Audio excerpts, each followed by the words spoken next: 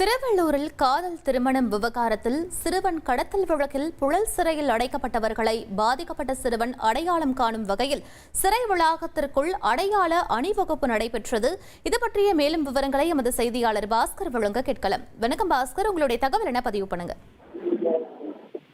திருவள்ளூர் மாவட்டம் திருவலங்காடு அடுத்த கிளாம்பாக்கம் பகுதியை சேர்ந்த தனுஷ் தேனியை சேர்ந்த விஜயஸ்ரீ கடந்த ஏப்ரல் 15ஆம் தேதி காதல் திருமணம் செய்து கொண்டனர்.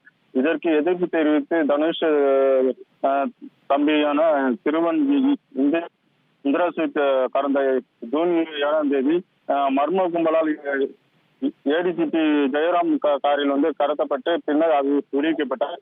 இந்த கடத்தல் வழக்கில் 7 பேர் கைது செய்யப்பட்டு புழல் சிறையில் அடைக்கப்பட்டனர். இந்த வழக்கு தொடர்பாக புரட்சி பாரதம் கட்சி தலைவர் பூவை ஜெகன்மூர்த்தி ஏடிஜிபி ஜெயராமிடம் சிபிஐடி போலீசார் விசாரணை நடத்தினர். இந்த நிலையில் புழல் சிறையில் அடைக்கப்பட்டுள்ள குற்றவாளிகளில் பாதிக்கப்பட்ட சிறுவன் அடையாளம் காட்டும் வகையில் இன்று அடையாள அணிவகுப்பு நடைபெற்றது. கடத்தப்பட்ட சிறுவன் சிறைக்கு அழைத்து செல்லப்பட்ட நிலையில் அம்பத்தூர் விரிவு நீதிமன்ற நடுவர் மகாசக்தி முன்னிலையில் அடையாள அணிவகுப்பு நடைபெற்றது. இந்த வழக்கில் கைது செய்யப்பட்ட குற்றவாளிகள் விஜயஸ்ரீ தந்தை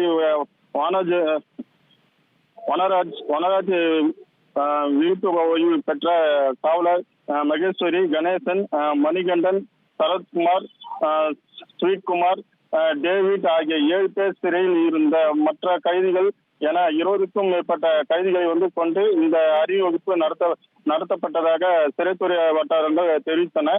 சிறையில் அடைக்கப்பட்டுள்ள அணிவகுப்பு நடத்துவதற்கான பிரத்யேகமாக நிர்வகிக்கப்பட்டுள்ள அறையில் கருப்பு கண்ணாடி போடப்பட்ட அறைக்குள் நீதிபதி முன்னிலையில் பாதிக்கப்பட்ட சிறுவன் அமர்ந்தப்பட்டு அறையில் வெளியே கைதிகள் ஒவ்வொருவராக அணிவகுப்பு செய்யப்பட்டனர்.